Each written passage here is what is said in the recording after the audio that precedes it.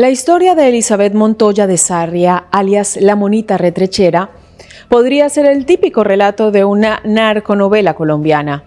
Cuando era adolescente, viajó sola a Estados Unidos sin dinero y sin saber el idioma. Fundó sus propios negocios en múltiples rubros y de dudosa procedencia. Conoció en primera persona a los narcos más peligrosos de las décadas de los 80 y 90 y además se dice que fue amante de un presidente de la nación.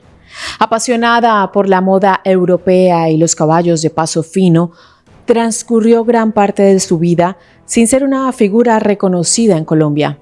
Se codeaba con los poderosos, pero tenía las precauciones suficientes para resguardar su privacidad.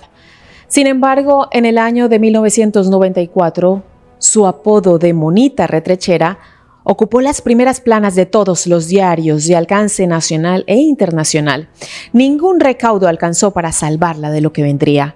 Fue señalada como partícipe del proceso 8000, el escándalo de corrupción que dejó al descubierto que el narcotráfico había financiado la campaña presidencial de Ernesto Samper Pizano. También habría tenido estrechos vínculos con representantes del alto gobierno, como por ejemplo el ex edecán del presidente Samper, el coronel de la policía Germán Osorio Sepúlveda. Esta es la historia de La Monita Retrechera, una mujer de clase media que por la sed de alcanzar estándares de lujo pagó el precio más alto, su propia vida.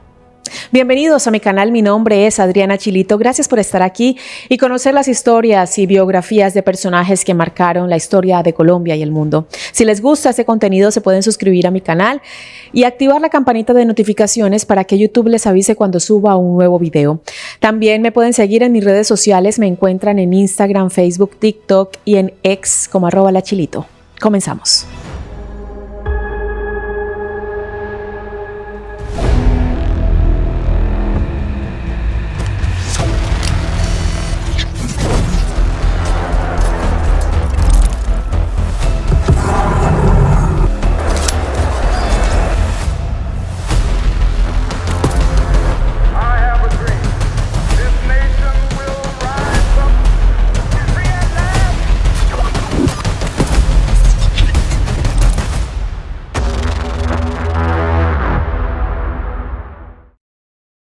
Una colombiana en Estados Unidos. Elizabeth Montoya, conocida popularmente como La Monita Retrechera, nació en Armenia, al oeste de Colombia, el 25 de mayo de 1949. Armenia es un municipio colombiano, capital del departamento del Quindío. Es una de las principales ciudades del eje cafetero colombiano, que está ubicada en el Triángulo de Oro. Fue fundada por una junta exploradora liderada por Jesús María Ocampo el 14 de octubre de 1889 durante la colonización antioqueña. Su economía se basa en la agricultura, principalmente cultivos de café y plátano, el turismo y la prestación de bienes y servicios.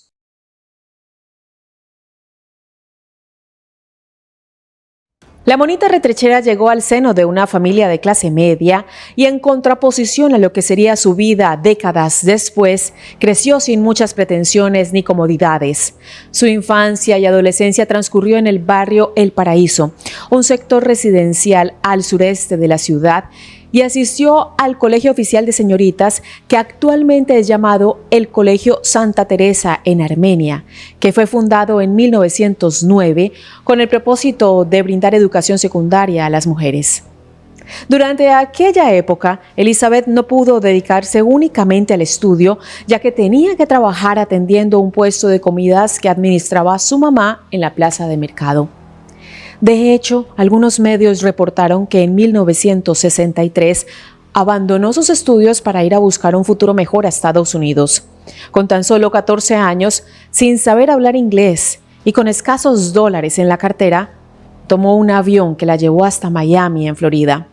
Supuestamente entró legalmente a Estados Unidos, pero con el transcurso de los años pasó de ser adolescente a ser una mujer adulta y su vida se convirtió en una sucesión de engaños y transacciones sospechosas. Hay versiones que indican que se fue a vivir a Estados Unidos a los 14 años. Otros medios informan que la joven Montoya habría pasado primero por Puerto Rico, donde se casó con el arquitecto Ernesto Leiva. y luego juntos se fueron a vivir a Miami a finales de los años 70. Más allá de cómo haya sido la cronología y los destinos de su aventura, lo cierto es que en algún momento sí se instaló en el país norteamericano, territorio en el que junto a su marido fundaron empresas de distinta índole como joyerías, agencias de viaje y venta de telas. Algunos investigadores consideran que ya desde aquellos años esas empresas eran solo una fachada de negocios ilegales, principalmente vinculados al narcotráfico. Viajaba constantemente a Miami, en donde tenía además apartamentos y 5 automóviles de alta gama. Tenía negocios en Los Ángeles relacionados con planes de viaje y textiles. Tenía condominios en Aruba y Colombia. Prestaba dinero a comerciantes y además hacía contribuciones monetarias a políticos. En octubre del 81, la monita pidió el divorcio en Los Ángeles, pero extrañamente existen 2 fechas oficiales en las que se le concedieron. Una es en agosto 30 de 1982 y la otra en octubre 17 de 1983. El caso es que Elizabeth se divorció de Ernesto Leiva, pero previo a ese trámite legal, antes de que se oficializara la disolución, en 1981 se había casado con Jesús Amado Sarria, alias Chucho, un oficial en retiro de la policía colombiana, el hombre de quien estuvo enamorada hasta el último día de su vida. A Chucho lo acusan de narcotráfico y de enriquecimiento ilícito. Según archivos de la prensa, para ese entonces, Elizabeth ya venía gestionando desde Miami el envío de enormes cargamentos de cocaína desde Colombia a Centroamérica. Y al enamorarse de Sarria, juntos vieron prosperar rápidamente los negocios. En este punto me parece interesante mencionar que Sarria, además de ser apodado como Chucho, algunos lo llamaban brujo de Antero, porque tenía poderes sobrenaturales. Poderes con los que supuestamente podía predecir cuándo era el momento correcto para enviar cocaína al exterior. Pese a lo sobrenatural de esta anécdota, lo cierto es que el matrimonio sí contrabandeaba drogas. El nombre de Elizabeth Montoya aparece en los archivos del FBI desde 1980 por posesión de cocaína. Incluso en 1986 fue arrestada por este delito, pero fue liberada al poco tiempo gracias a su colaboración con la justicia. En su expediente, el número 137733, figura un arresto efectuado el 4 de abril de 1986 por posesión de narcóticos. También aparece un oficio en donde se advierte que dichos cargos fueron retirados mediante una figura jurídica denominada colaboración con la justicia.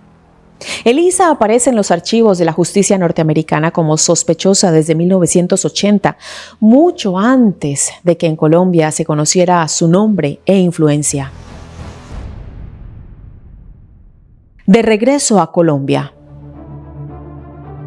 A finales de los 80, Elizabeth junto a su esposo Chucho Sarria volvió a pisar tierra colombiana. Según el historiador y periodista Jorge Orlando Melo, para ese entonces los envíos de droga representaban para el país entre el 10 y el 25% de las exportaciones totales, y esto le significaba a los capos de los cárteles como Pablo Escobar, Carlos Leder y los hermanos Ochoa ganancias entre los 800 y los 2.000 millones de dólares. El crecimiento del negocio del narcotráfico y por consiguiente la acumulación de fortuna de los capos hicieron que la influencia de los cárteles fuera cada vez más profunda en la sociedad. Los mafiosos comenzaron a negociar con la dirigencia política para poder moverse con más soltura. Necesitaban expandir su negocio y al mismo tiempo correr menos riesgo. Así, pusieron a cientos de políticos de su lado y además de su fortuna, su poder e influencia también comenzaron a crecer. En este engranaje de política y narcotráfico, la esfera empresarial también tuvo su rol y Elizabeth supo muy bien cómo aprovechar aquel momento. En un contexto donde la política y el narcotráfico tenían lazos muy estrechos, recordemos que el mismísimo Pablo Escobar llegó a ocupar una silla en el Congreso de la República, Elizabeth y su esposo, Profundizaron las relaciones que habían tejido con las mafias colombianas cuando vivían en Estados Unidos y comenzaron a establecer amistades con algunos políticos colombianos. Muy hábilmente, Montoya organizó una red de empresas con las que lavó dinero proveniente del narcotráfico a escala internacional y tendió puentes entre los hermanos Rodríguez Orejuela, capos del Cartel de Cali, y el dirigente político Ernesto Samper Pizano. Se calcula que a principios de los 90, la fortuna de Elizabeth y Chucho ya incluía entre sus interminables arcas criaderos de caballo en haciendas lujosas del Valle del Cauca y la Sabana de Bogotá. También eran propietarios de extravagantes apartamentos en la capital del país y de Mar Azul, un hotel 5 estrellas en la isla de San Andrés. Con esta fortuna mala vida, Elizabeth personificó el estereotipo de mujer caracterizada por la extravagancia y el derroche. Se dio el lujo de poseer una colección de más de 300 zapatos y de vestir las más importantes marcas de Milán y París, como Escada, Christian Dior, Gucci, entre otros. Además, coleccionó cientos de joyas de oro con esmeraldas y diamantes. Pero el mundo de la moda y la indumentaria no era lo único que le atraía. Elizabeth sentía una profunda pasión por los caballos de paso fino, una raza ligera de andar que se remonta a los caballos importados al Caribe desde España.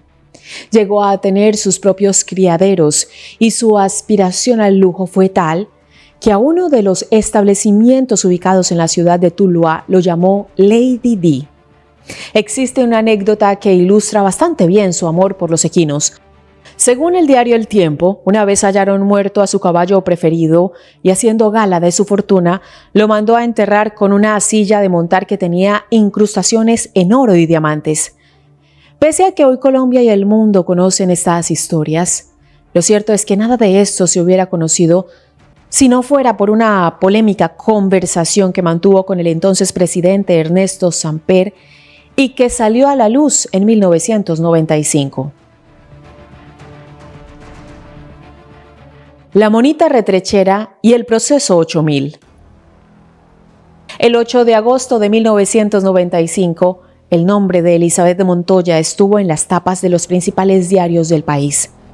Ese día, los medios de comunicación dieron a conocer la grabación de una conversación telefónica que ella había mantenido en 1994 con Ernesto Samper Pizano, quien para ese entonces estaba en plena campaña presidencial.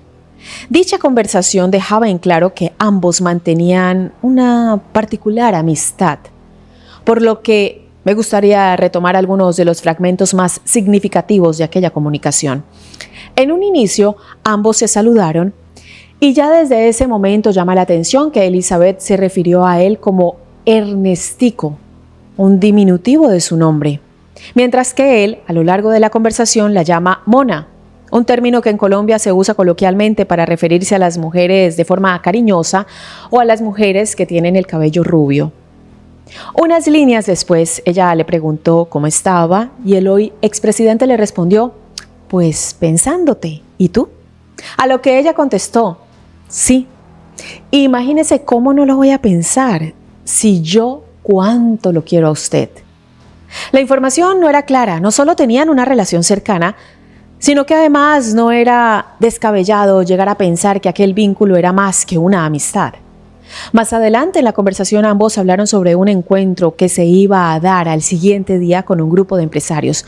Ella le insistió para que asistiera, pero él aclaró que no podía ir porque se había comprometido a ir a un programa de televisión.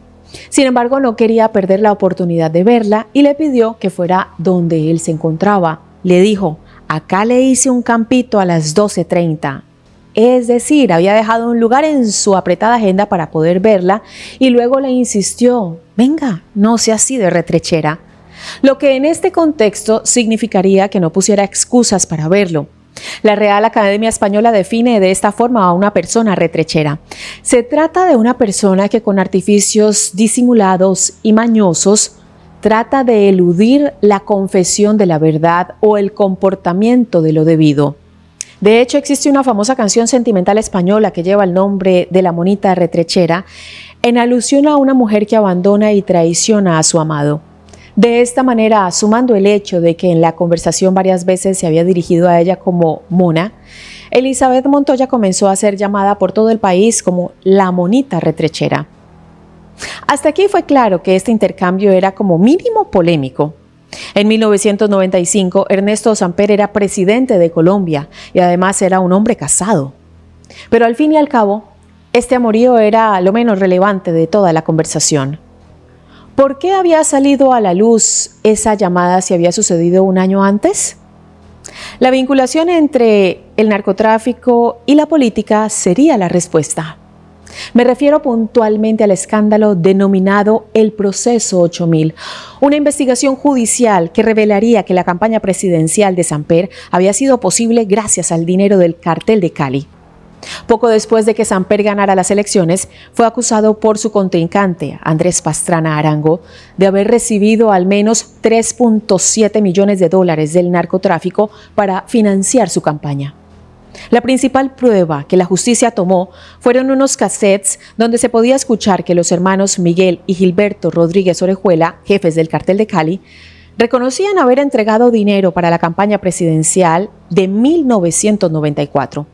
La existencia de este contenido generó un escándalo nacional e internacional y hasta el entonces director de la Administración de Control de Drogas DEA en Colombia, Joseph Toft, declaró que en el país había una narcodemocracia y que la mafia tenía infiltrados los poderes económicos y políticos del país. Pero, ¿qué tenía que ver la monita retrechera en todo esto? Según sostienen diferentes versiones, ella era la presunta responsable de haber recolectado aquel dinero proveniente del narcotráfico para la campaña presidencial de su más que amigo Ernesto Samper. La persona que sembró esta información fue Santiago Medina, el ex tesorero de la campaña samperista. Medina fue detenido por enriquecimiento ilícito y testaferrato en relación con el Proceso 8000 y en su indagatoria mencionó a Elizabeth como una de las colaboradoras directas del entonces candidato Ernesto Samper. Medina aseguró que los hermanos Gilberto y Miguel Rodríguez Orejuela, líderes del Cartel de Cali, habían hecho aportes y que la monita retrechera era la intermediaria entre ellos y la campaña presidencial. Incluso, según Medina, Elizabeth manejaba donaciones de multinacionales como Interbank y Philip Morris, dinero que también se habría utilizado para la contienda electoral. Santiago Medina le aseguró a la Fiscalía que la monita manejó la tesorería de Samper en los departamentos del Valle del Cauca y Nariño en la campaña de 1990. Tiempo en el que, al parecer, Nelson Urrego, un presunto narcotraficante, le confirmaba a Elizabeth el envío de $100,000 para la campaña de Samper. Otra persona que responsabilizó a Elizabeth Montoya fue Fernando Botero Sea, el jefe de campaña de Samper. Ya preso, este hombre comenzó a colaborar con la justicia e hizo pública una foto donde se veía a Montoya junto al mandatario, lo que complicó la situación judicial de ambos. La monita también fue mencionada por la testigo secreto de la DEA, identificada como María, quien aseguró haber sido el enlace entre el Cartel de Cali y Ernesto Samper en la campaña presidencial de 1990, cuando el entonces candidato estaba buscando ayuda económica para financiar su campaña. En septiembre de 1995, se publicaron 2 cheques por $40 millones, girados a nombre de Alexia y John Barreto, ex empleados del Hotel Mar Azul, empresas de propiedad de Jesús Amado Sarria y de Elizabeth Montoya. Los cheques fueron a parar a la campaña samperista y después se endosaron a la firma Radiodifusores Unidos para cancelar deudas de publicidad radial. La revista Semana reveló los registros de 22 llamadas hechas del celular del coronel de la policía Germán Osorio Sepúlveda, ex edecán del presidente Samper, a Elizabeth Montoya, dejando en evidencia la relación entre la monita y el acompañante oficial del presidente. Durante este proceso, el presidente Ernesto Samper pidió una investigación formal por parte de la Comisión de Acusación de la Cámara de Representantes que sirviera para esclarecer si recibió o no dineros del narcotráfico durante la campaña que lo llevó al poder. Samper aseguró que los colombianos podían tener la seguridad de que, de comprobarse cualquier filtración de dineros, su ingreso se habría producido a sus espaldas. Dijo que los narcotraficantes habían iniciado una campaña de terrorismo moral y que no iba a dejarse chantajear ni intimidar por nada ni por nadie. El ocaso de la monita retrechera. En 1996, la presidencia de Ernesto Samper se encontraba en una posición de extrema fragilidad. Si bien a mediados de 1995, tras el escándalo del proceso 8000, los hermanos Rodríguez Orejuela habían sido capturados, lo cierto es que las aguas no estaban ni cerca de estar calmadas. Samper debía enfrentar una oposición feroz y el ánimo de narcotraficantes que estaban al borde del ataque de nervios ante el probable regreso de la extradición. La situación de Elizabeth Montoya no distaba mucho de aquel caos. En diciembre de 1995, su esposo Chucho Sarria fue detenido y acusado de ser parte del Cartel del Norte del Valle, otra de las organizaciones criminales más poderosas del momento. La detención de su marido marcó un punto de quiebre para Elizabeth. Su círculo de protección se redujo drásticamente y su vínculo con el poder político ya no le garantizaba impunidad. Además, los cárteles enfrentaban una etapa de fragmentación tras la caída de los Rodríguez Orejuela, lo que generó un clima de desconfianza y traiciones. En este contexto, la monita no tuvo más remedio que pasar a la clandestinidad. Hizo todo lo posible para desaparecer del ojo público y comenzó a moverse con discreción.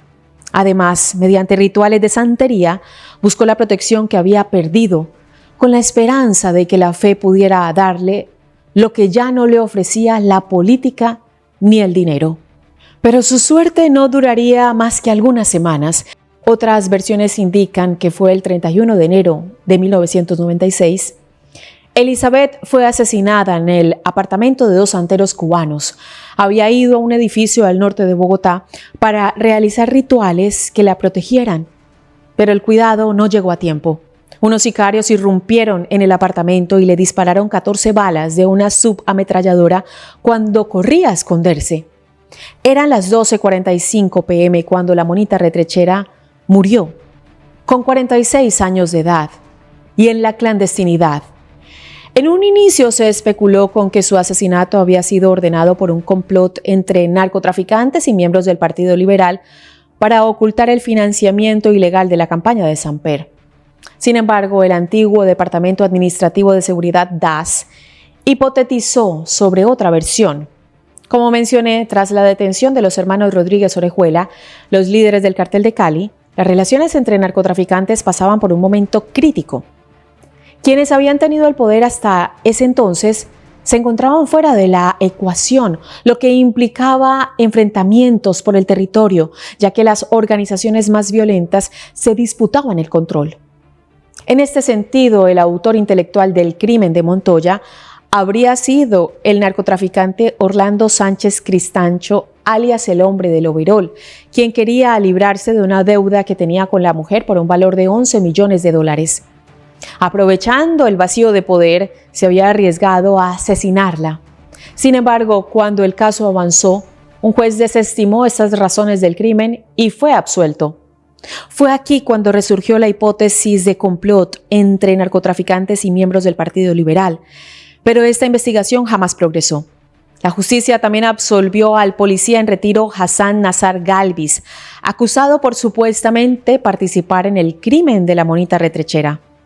Hassan Nazar estaba acusado por la fiscalía por supuestamente haber realizado algunas llamadas telefónicas a personas investigadas en el crimen.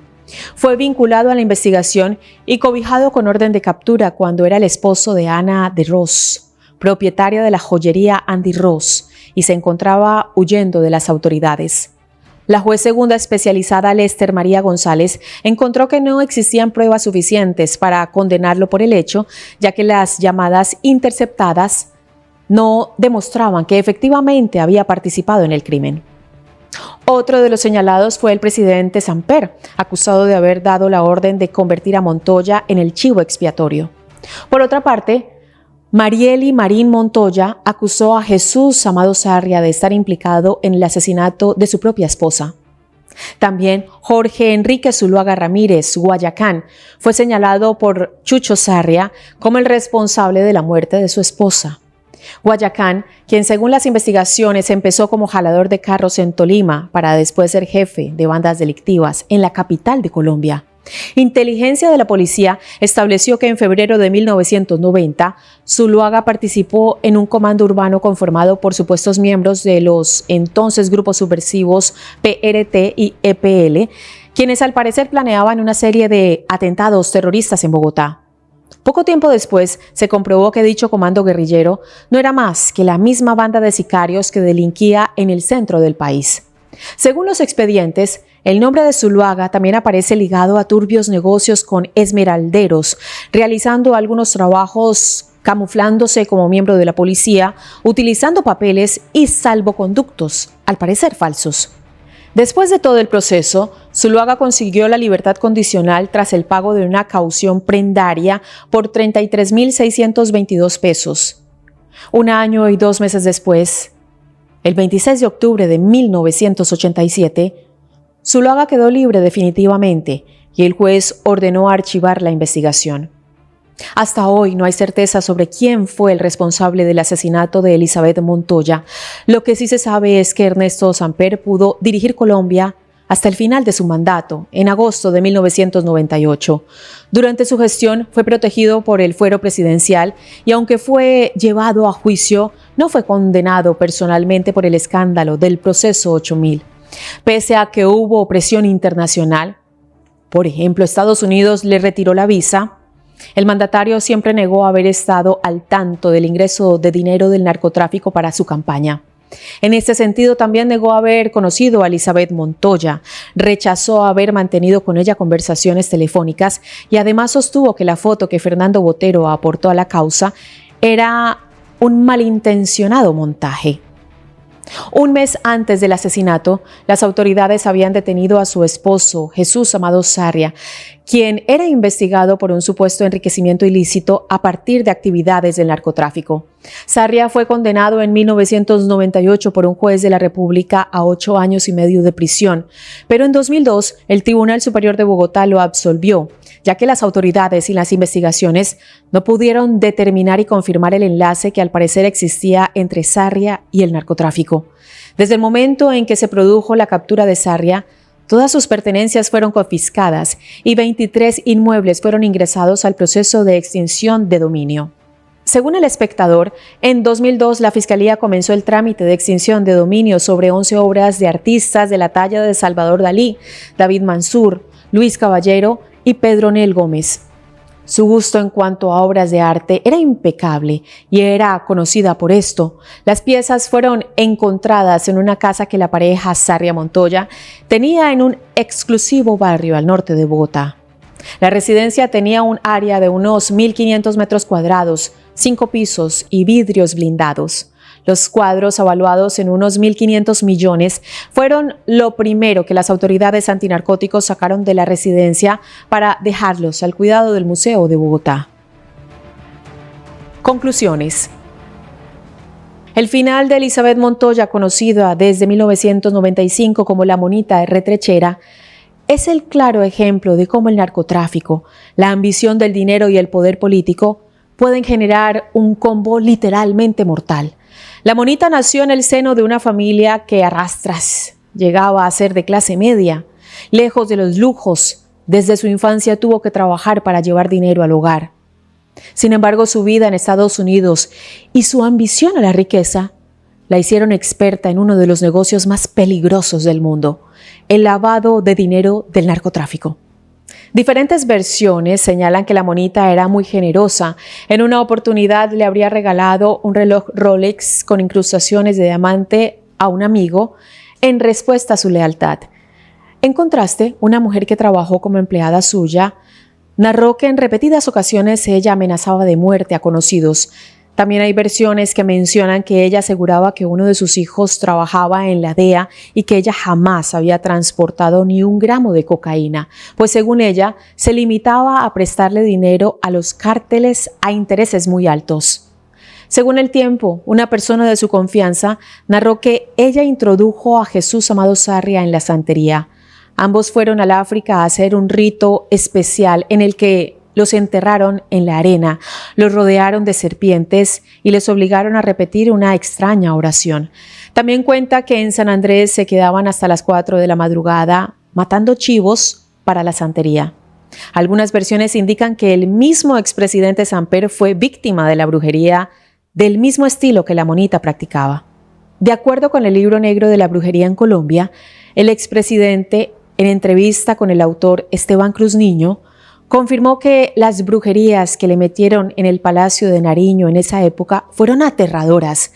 De hecho, con la ayuda de una famosa vidente, en un sofá le encontraron un entierro con tierra de cementerio. Detrás de un cuadro del Sagrado Corazón, regalo de su madre, había una garra satánica negra que se burlaba de este símbolo sagrado. Al final, la monita retrechera personificó así un estereotipo muy concreto, el de la mujer que asciende socialmente gracias al dinero ilícito. Tuvo zapatos de diseñador, las más exóticas joyas de oro y diamantes, y fue propietaria de los caballos más exclusivos del mundo. Pero el costo que pagó fue demasiado alto: su propia vida. Su ambición no fue gratuita ni desinteresada. Su rol como intermediaria entre el narcotráfico y la política y su cercanía con figuras clave del poder, como el entonces presidente Samper, la convirtieron en un engranaje clave del sistema de corrupción que tristemente protagonizó en Colombia en la década del 90. Si bien durante años supo moverse con particular destreza en los negocios ilícitos, la publicación de la conversación con Samper marcó su sentencia. Aunque en el momento en que habló por teléfono no debió haber imaginado nada de lo que vendría, es muy impactante observar que aquella frase, "cuánto los quiero a ustedes", que pronunció, terminó siendo su pasaporte a la muerte. En la cultura popular, la actriz Ana Bolena Mesa interpretó a Elizabeth Montoya en la serie de televisión Tres Caínes. En la serie de televisión biográfica El General Naranjo, Montoya fue interpretada por la actriz Adriana Arango. Hasta aquí esta historia. Gracias por llegar hasta el final del video y enterarse de lo que sucede en Colombia, el mundo, de la historia reciente de nuestro país y los hechos que han marcado las dinámicas sociales en el tiempo. Suscríbanse a mi canal y síganme en mis redes sociales. Me encuentran en Instagram, Facebook, X y TikTok como @lachilito. Un saludo especial a los suscriptores y por supuesto a nuestros queridos miembros. Hoy quiero enviarle un abrazo fraternal a Luis Ríos. Luis, gracias por ser miembro y por tu apoyo incondicional. Los quiero mucho a todos y nos vemos en un próximo video. Hasta pronto. Pues les cuento que nos encontramos en Panamá en este momento y aquí tengo a mi princesa, a mi preciosa princesa que muchos extrañaban. Se está acomodando, se está acoplando, pero aquí está presente para enviarle un saludo muy especial a todos nuestros suscriptores, nuestros miembros, a nuestros seguidores. Y mírenla aquí, tan preciosa como siempre. Ay, mi niña linda, que es una princesa del desierto. Chao.